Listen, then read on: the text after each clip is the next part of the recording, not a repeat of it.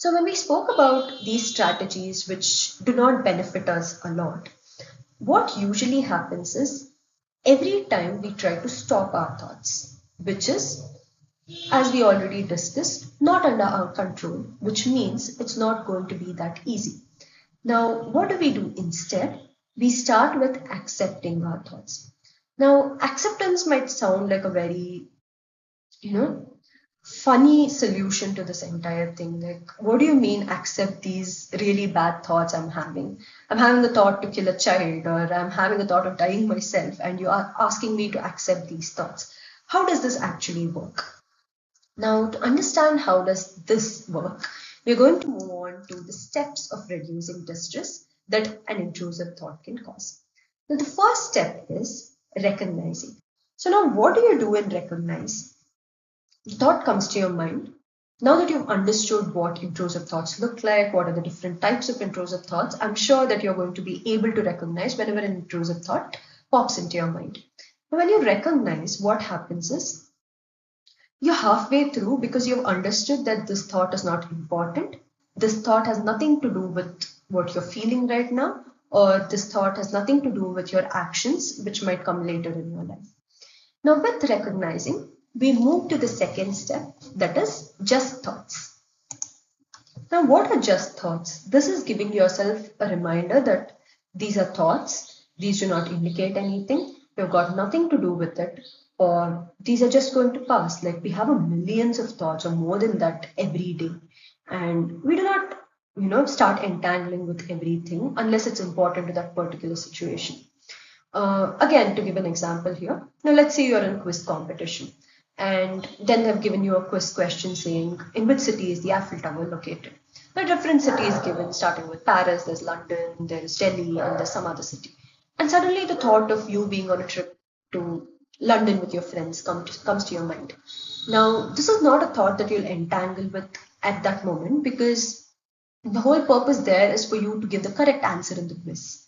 And similarly, you just let that thought pass because that was a nice memory. Pass. I'm going to go answer this question. And the third step comes in accepting and allowing the thought to be present. Now, when you start accepting that these are intrusive thoughts or they have nothing much to do with your character or your inner self, you just allow these thoughts to be present. Now, we understood how paradox works. The more effort you put into not allowing them into your mind, the more they start coming up. But this time you accept it and you allow, okay, this is a passing thought that has been coming to my mind. Let me let it go, or let me allow it to stay there. And that is when we come to float and feel. Now that you've accepted the thought and the thought is in your mind, you do not do anything about it. You do not worry about it, you do not feel guilty about it, but you just allow the thought to float there. And you observe how you feel, you observe what's actually going on in your body, and you start observing how a simple thought is causing all these changes in your body. And the moment you remember that this thought is very irrelevant to your life or unconstructive to your life, you start realizing how much time you've been spending on these thoughts.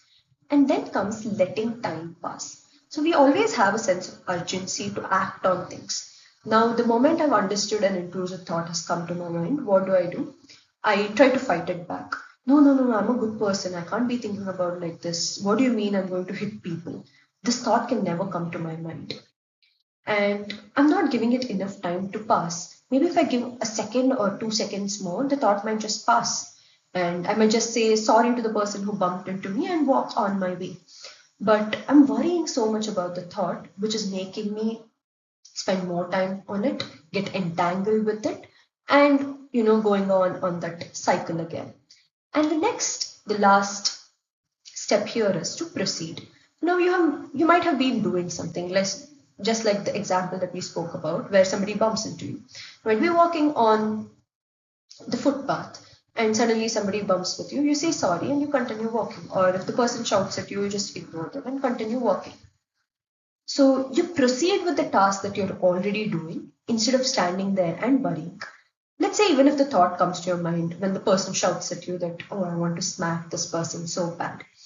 And just do not stand there. You continue walking because that was just a thought and it needs to pass. So the moment we start, again, this is not entirely not engaging with the thought, but more about accepting how it's just a thought, and many such thoughts keep coming, and you do not have to give importance or worry about all the thoughts.